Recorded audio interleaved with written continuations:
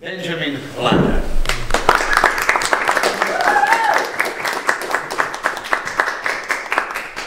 Well, hello everyone, thanks for coming. So I'm going to talk a little bit about why I'm walking to Palestine and my experiences and what made me decide to do this long trip. And I made a little PowerPoint presentation for you guys that will help me explain my reasons. So I don't know how many of you have any experience with Palestine before or know what's going on over there. It's a pretty small place in the world, but with a very big history. There's a lot of things that you can know about this place. And that's my luggage. That's how it looks. I got a trolley because it's really heavy, my backpack, and I got tons of blisters under my feet, and I was really struggling. So a Palestinian actually wrote to me on Facebook and said, you should get a wagon instead. And I said, yeah, that's a very good idea. So in a Swedish city I got, that was the first trolley. That one broke down eventually, so I'm on my second one now, which is on the verge of breaking down. I'll probably have to get a third one and a fourth one before reaching Palestine. This is another picture of how it looks when I'm walking. And so people are calling the police almost every day when I'm walking by because they're seeing this flag. They might not know what it is. A lot of people think I'm a so-called illegal immigrant, as if a person can be legal or illegal. And so they call the police on me, and I have to have long discussions. They never believe me when I say I'm walking to Palestine from Sweden. They want to see my passport. I show it to them, and then they say, like, yeah, where did you buy this passport? I said, yeah, thank you for your trust in people. So this is what Palestine looks like if you use Google Maps. And as you can see, it doesn't even say Palestine.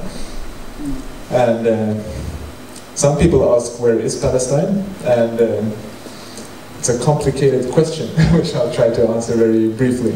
Because Palestine and Israel are right on top of each other. It's the same place, and Israel never defined its borders.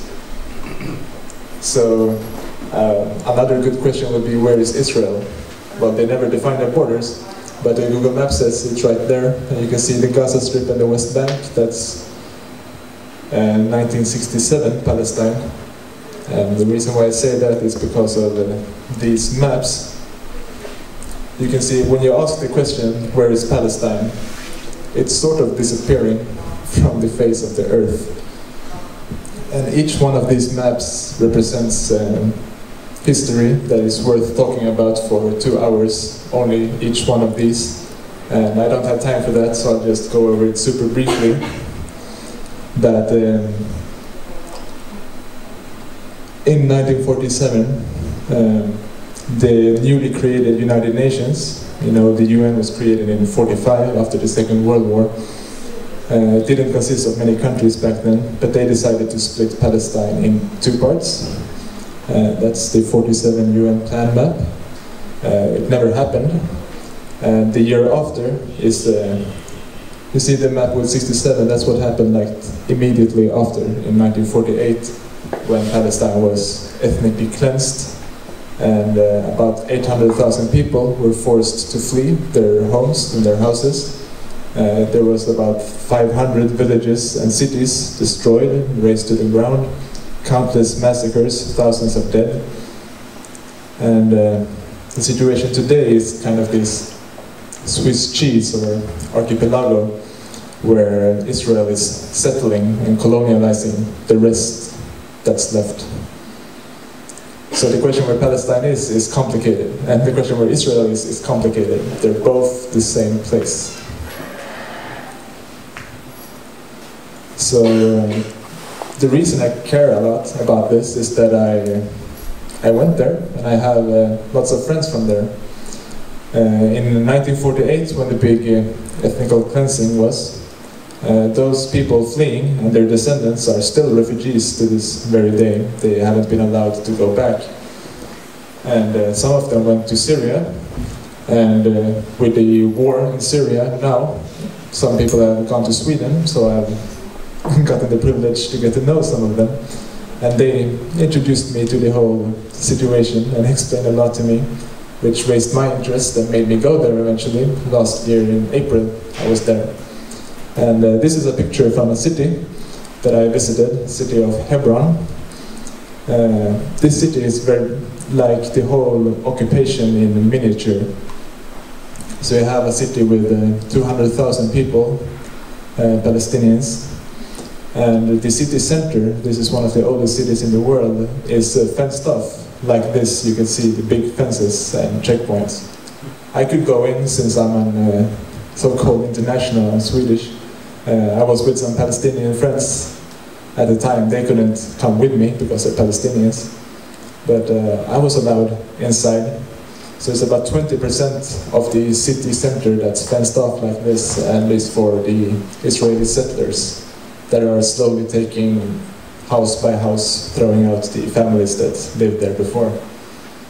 This is another picture of how it looks like. The few Palestinians that managed to stay have put up a fence like above their streets because the settlers are they're living right on top of them. They're building new apartments on top of the Palestinian houses and throwing things, horrible things, chairs, stones, urine down at the people below, all under the auspices of the Israeli military, the IDF. There's about 2,000 soldiers protecting the 1,000 settlers inside this fenced-off area in the city center. And whenever there is a Jewish holiday, they close down the entire city, curfew for everyone, and free entry for Jewish people to celebrate their holidays. So, I'm going to talk a little bit about Gaza as well. All of these are the reasons why I'm choosing to walk all this way, to be able to share what I saw there and the situation that's going on. So Gaza is walled off by this 10-meter high wall on every side. It's twice the height of the Berlin Wall. If we go back to the map, you see Gaza is this tiny little strip. They have a border with Egypt that has been closed for 12 years. They have some coastline where Israeli Navy is patrolling, so they can't get out. And the dotted lines are where the wall is. And go back here. So Israel is not allowing them to fish either. It's pretty arbitrary. They set how many nautical miles off the coast the people in Gaza are allowed to fish, to feed themselves and to make some money for their families, the fishermen. And if you go beyond these border decided by the Israelis, you will be killed. This is how the Israeli patrol boats looks. They're there 24/7, making sure that no Gazan dares to collect some fish, because if they have the courage to do that, they will be sunken or arrested. Oftentimes they make the people on the fishing boats swim towards their boats and then take them back to shore and put them in jail just because they feel like it. And that's when Gaza is not being attacked by the sea and air and land, which they were in 2008, 2012 and 2014. So this is a picture of white phosphorus, which is a weapon illegal by international law, since you can't really aim it. It's like a napalm, it burns 800 degrees hot, and if you're touched by it, you can't put that fire out, it will burn you to the bone and then out on the other side. So these weapons are illegal under international law, and it was only 4 years ago now, since it's 2018, that Israel was bombing Gaza. These people, up to 2 million people living in the Gaza Strip, most of them refugees. They bombed the hospitals, schools, UN schools. This is a picture of a school with white phosphorus raining down on it. The reason it's illegal is because you can't really aim. It has such a wide area of effect. It's not a weapon for destroying a specific military installation. It's a weapon of,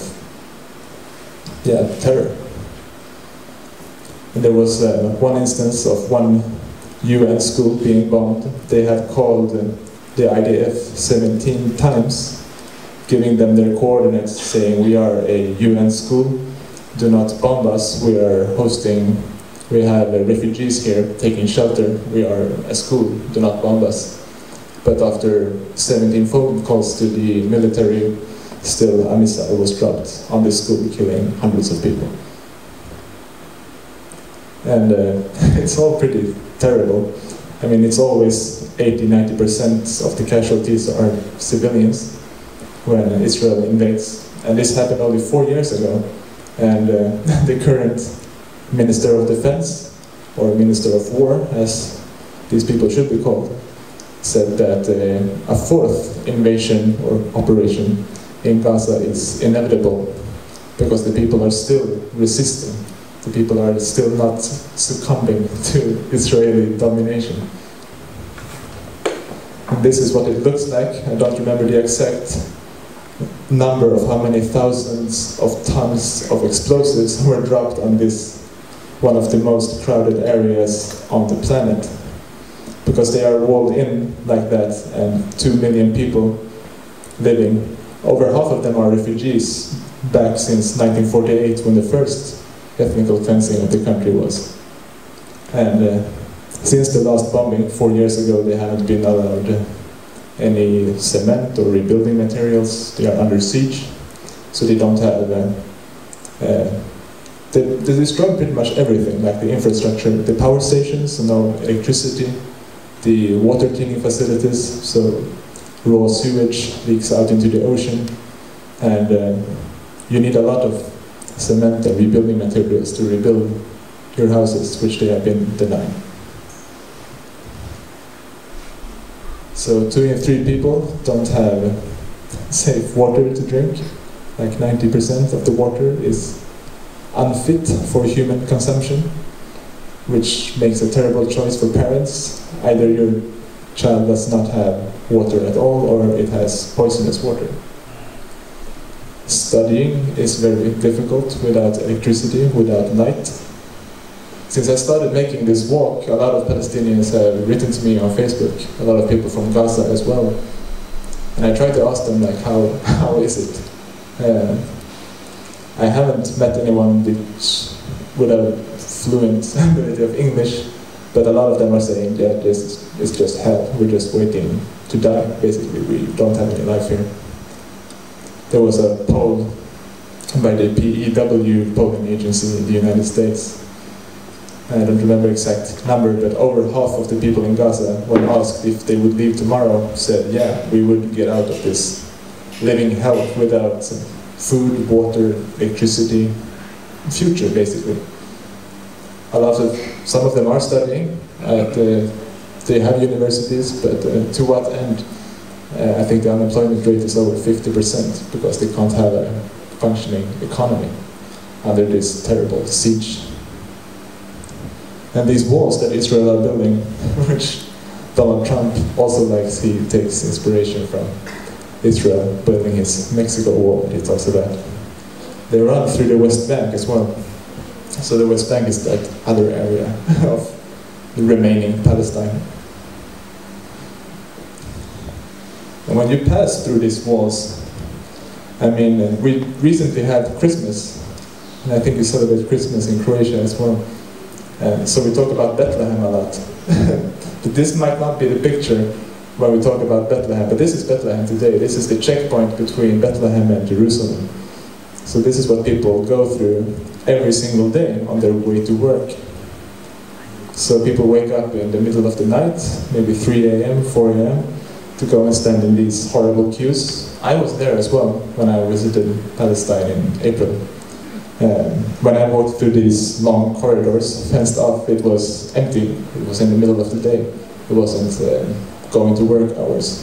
It still took me about 20 minutes just walking really fast because I felt like a caged animal.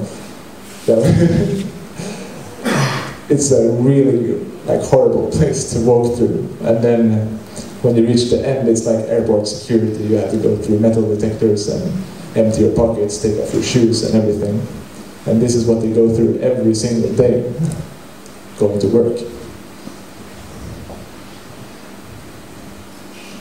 You also have, you have so many stories from Palestine that it's impossible to cover them all, at least in a session such as this. So I'm only giving you like excerpts, small photos of reality, of a reality that is too horrible to describe in words, really. But this is a picture of a house being demolished. In 2016, there was about 2 houses per day being demolished in East Jerusalem, Gaza, and the West Bank. So what the Israelis are saying is that the Palestinians need building permits in order to build new buildings, houses. And if they don't have building permits, then the Israelis take the right upon themselves to bring bulldozers and destroy their homes. And they are also, of course, systematically denying Palestinians building permits, so that it's pretty much impossible to get one of these permits. But still, if your family grows, you might think of building another room for a new family member. Or if you just want to move, buy some land, build a new house. But if you do that, the bulldozers come. Moving on to the politicians. This is the Minister of Justice, which wrote on her Facebook that she's talking about Palestinians and Palestinian mothers, that they have to die and their houses should be demolished so that they cannot bear any more terrorists, meaning females, women in Palestine giving birth to more Palestinian children, and they are all our enemies and their blood should be on our hands. This also applies to the mothers of the dead terrorists, otherwise more little snakes will be raised there. This is the Minister of Justice posting on her Facebook. She's the current Minister of Justice, the Ayla Cheked in Israel. She also co-authored a new law making the punishment for throwing a stone at a moving vehicle imprisonment for 20 years. Moving vehicles being vehicles like this, for example. And terrorists, meaning Palestinians, kids. There is a very recent case that is, there was a girl, she's 16, she's called Ahed Tamimi. She is in military court right now, facing charges of up to 10 years in prison. And her crime was that she slapped an Israeli soldier, like that, after the Israeli army had just shot her 14-year-old brother in the head, putting him into a coma, and the soldiers being on their property, and her wanting to get him out. So her mother filmed her slapping a soldier.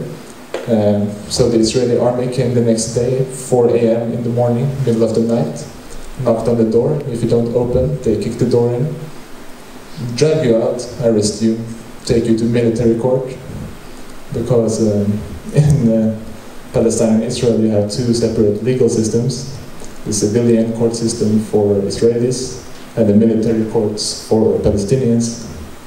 Military court meaning that you have a conviction rate of about 99.97% or something along those figures.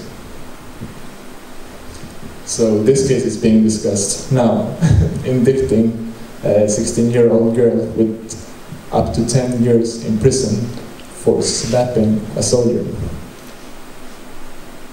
This is reality, this is happening, it's so absurd.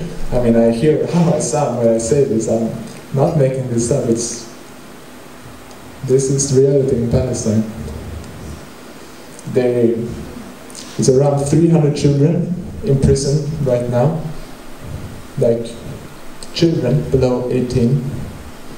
Don't remember which human rights group it was, but they did a survey of how many children that had faced physical abuse during their arrest and detention. Was something along the lines of 70 to 80%, meaning they I mean, the pictures speak for themselves. They arrest and they beat kids for being Palestinians, for resisting the occupation. So these are some figures. I can explain administrative detainees. That means that you are arrested and put in jail without a charge even. That the military comes, takes you, puts you in the military jeep, drives you to jail saying that your charge is secret. And it keeps you there for 6 months. And when those 6 months are up, then they can choose to renew it to keep you for another 6 months on secret charges, meaning no charge, for however long they want. This is how they arrest any Palestinian leader, any prominent Palestinian being a threat to the occupation in whatever way. Of course, it's illegal under international law. This is not justice. Nobody thinks it is, but still. 450 people in July last year. So all of these snapshots of reality in Palestine is why I choose to make my journey. Actually, it's because of every single one of you that I choose to make my journey, so that I can come and just share a bit of the reality of these people, because the pictures that I just showed you, they will probably not be shown in your media, and the facts I just shared with you will probably not be, you will probably not taught this in school. I am outraged at what's happening and want just freedom and peace and justice and equality for everyone, including Palestinians, which means this needs to stop. And I believe it begins with education and information. You need to be aware of a problem if you're ever to solve it. So, how to make change is the logical follow-up question. How do we do anything about this? So I'm just going to show you 3 other snapshots from history, how change has happened previously. Beginning with India, with the Salt March. So I strongly believe that obedience in general is a big problem in society. When someone in authority comes and tells you to do something, that you just don't think and blindly obey. And what Gandhi did in India, when India was occupied by so-called Great Britain, is that he chose to not obey. They had a law imposed on them that they were forbidden to extract salt from the ocean. So Gandhi decided to do that anyway, disobeying the law.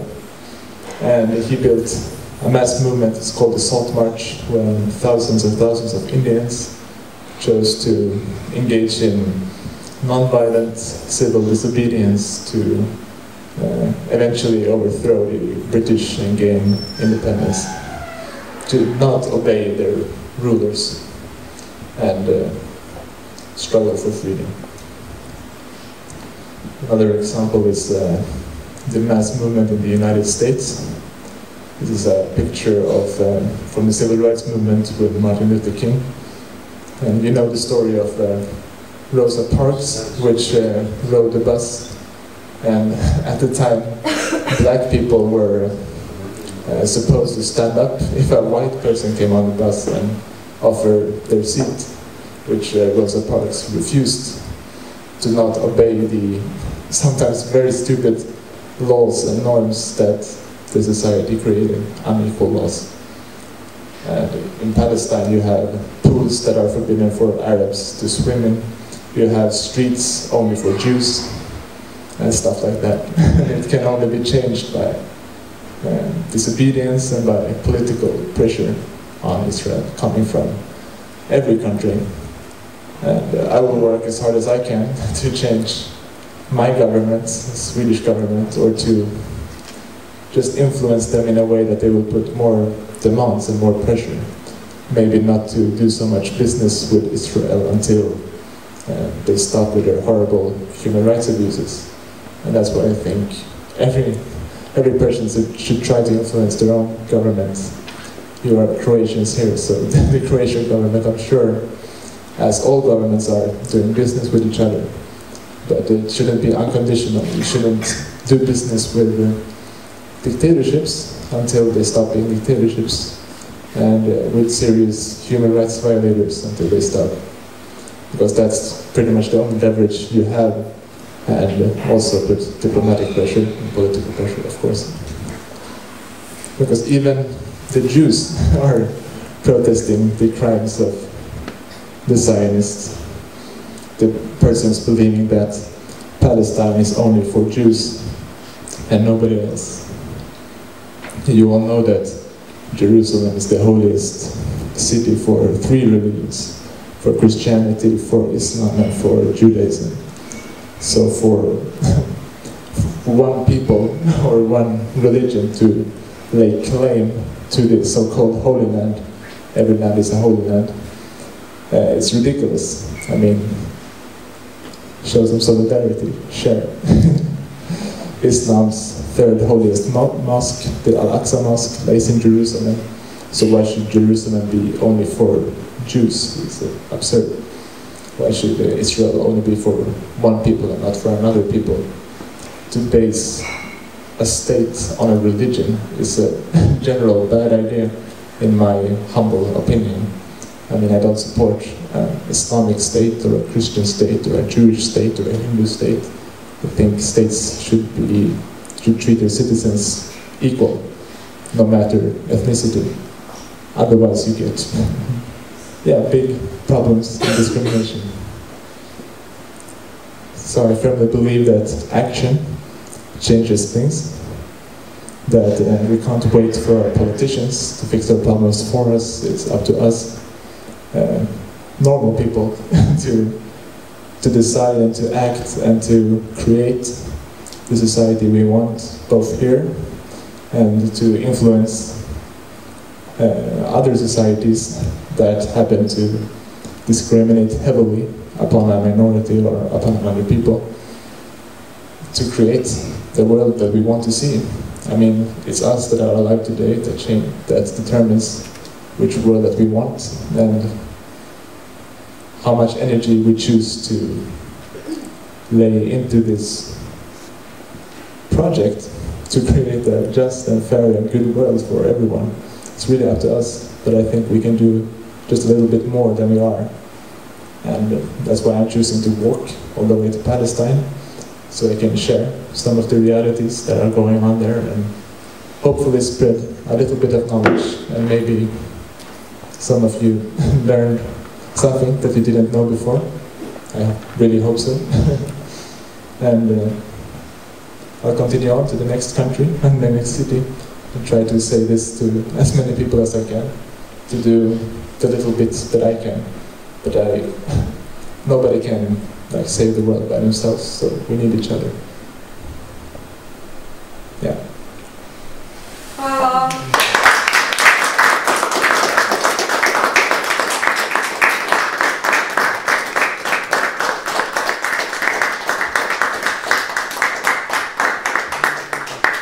Thank you, Benjamin. Questions are more than welcome. Yeah, please.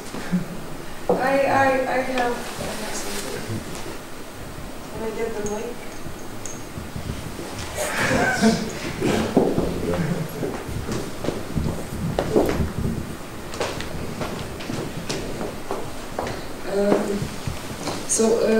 Before all of this, before you coming here, I had absolutely no idea about anything of this happening. The one thing that I knew is I had friends. I had friends from Jordan that I met along the way in my life, and they were really, really passionate about something happening in their country. What it was, I had no idea about it. And then you come here and thank you for doing what you do. It is important. However, everything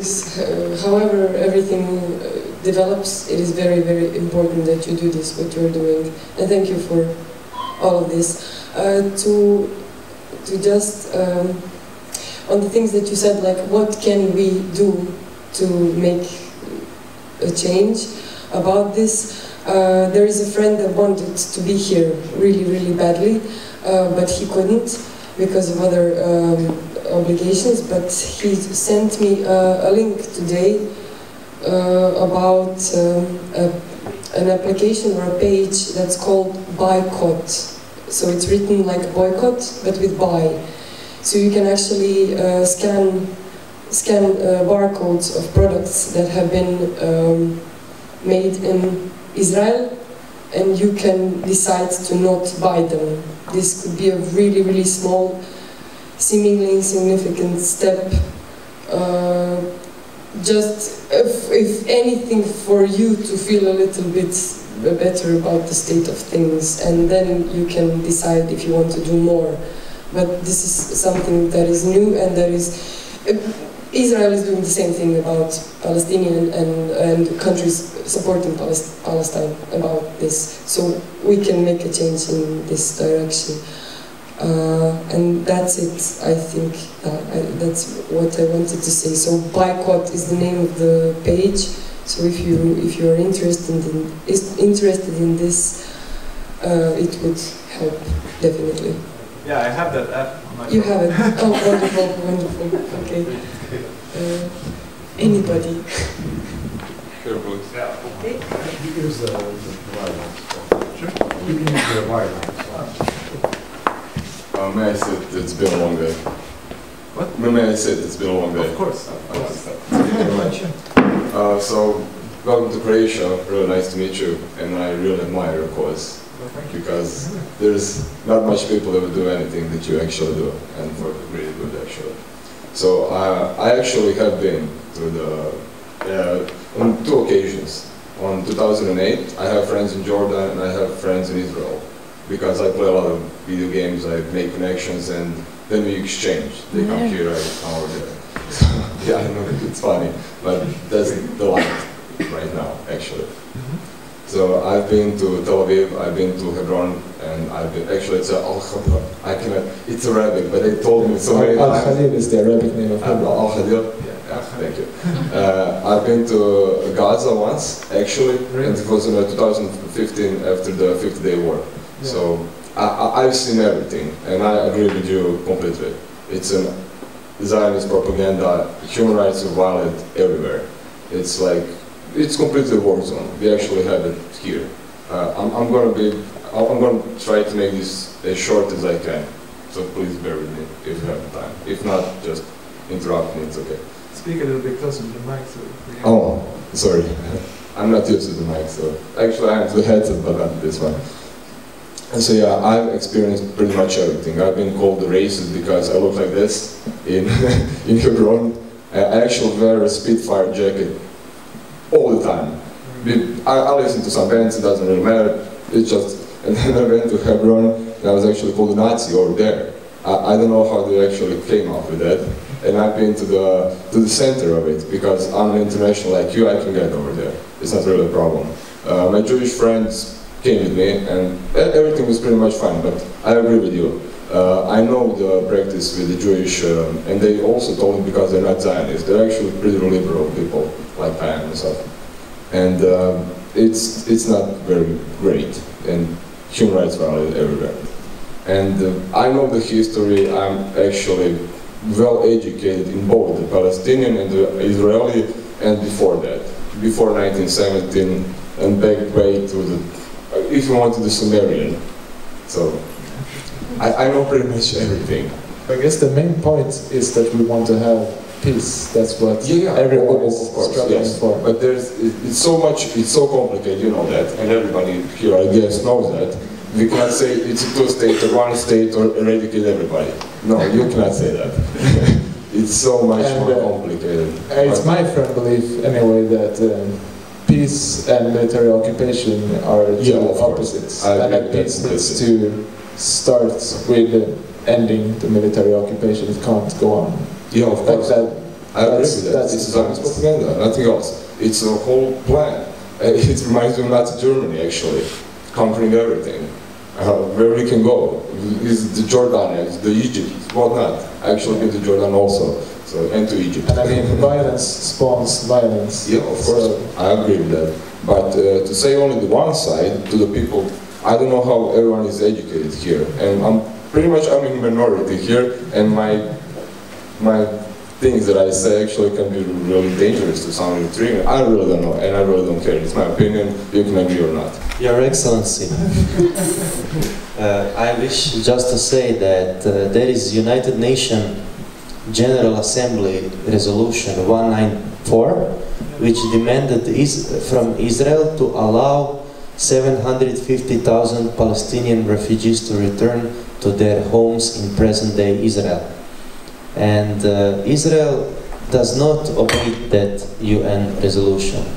Israel also rejects, or better said, doesn't implement resolution 242, which says that Israel must withdraw from East Jerusalem and West Bank. And also there is resolution 2334 of Security Council. It is the highest authority in international law. It says that Israel must stop building illegal settlements on occupied Palestinian land. Israel disregards it. And also there is a resolution, also by Security Council, 497, which says that Israel must go back from Golan Heights, which it occupies from Syria. Up until this day they have not done that. So they reject every international law. They break all humanitarian rules. They basically break all human rights. And the whole Western world is silent. And it is silent because, in my opinion, those who oppress Palestinian people, or better said, those who have this Zionist agenda, they're the one who control the media in the West. And few times when I have spoken about Palestinian issue, I was immediately stopped. Even in Parliament, I can speak about or against anything. When I mention Zionism, simply the speaker interrupts you. It says you must stop. And also, this government is very servile to America and to Trump. And when there was a vote in UN Assembly against Trump decision on Jerusalem, our government did not want to support the rest of the world. And there are few people who dare to stand up to that system. And those people will be hammered, they will be attacked, they will be blamed and labeled on all kinds of ways. But the joy of speaking the truth, they cannot take away. And I thank you for spreading the truth.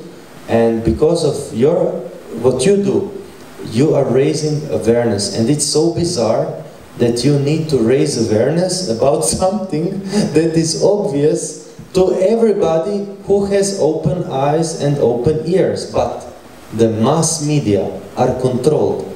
And for example, no mass media in Croatia would allow you to be given an interview. They will not call you on TV. And you will think, oh, it's personal, it's because I'm Benjamin Ladraa. But it's not. Anyone who ever speaks different from that mainstream narrative is simply shunned. And also there are like leftist parties, and there are like this human rights group in Croatia who get funding from the West. None of those groups ever mentioned this question. And I just am, as I said, astonished by your work, in part because you're not Palestinian yourself. It's simply because you are human first. And this system wants to take this human part of each of us away and make us all robots and servants of this cruel system. That's all I have to say. For me, it's more about ending human suffering. I mean, Palestinian people are not perfect people. I don't speak for their cause just because they're Palestinians. I care about human rights and people living decent lives, which they have been denied since '48. And I don't hate Israel, of course. Israel can be a normal country, just like any other country, when it stops its military occupation. And for us to ever progress, like in human history, we need to be able to forgive, to bless the other one's children, and to move on. And I've talked to a lot of Palestinians during my travels. A lot of them are saying things in this regard, that they just want the death and the violence to end, they just want to live. Without occupation. Yeah, to live means not being occupied, of course. And it needs to start with ending the military occupation. Like, that's it. Any talk of solution without mentioning that is really bullshit. So, one topic, do you have embassy, Israeli embassy, on any way? Like that you're going there and you have something? If I'm going statement? to the Israeli embassy? Yeah. And plus some Palestinian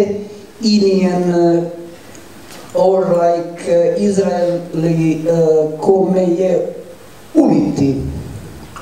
Communities, yes.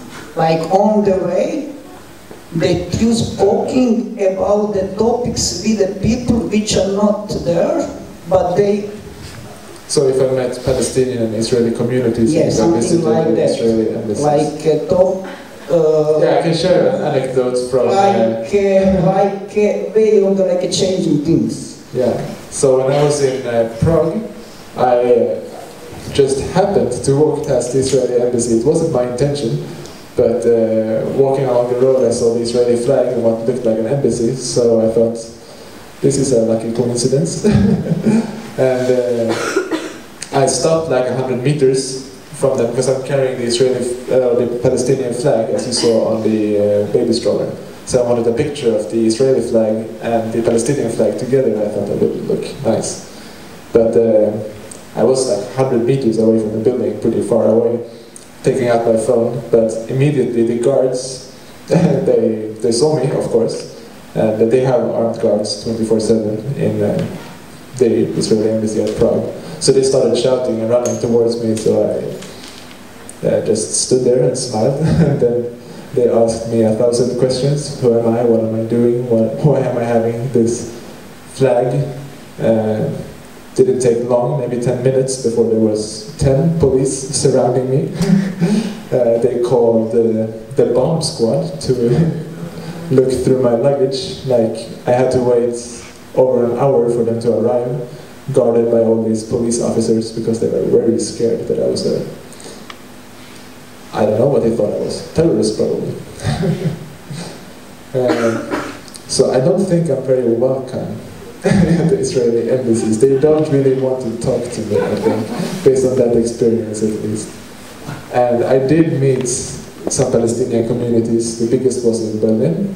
So in Europe, Germany has the biggest Palestinian diaspora. Sweden has the second biggest. And I met lots of Palestinians in Berlin, and they wanted to say hi and wish me good luck. And it's always very interesting to hear their stories, often very crazy stories about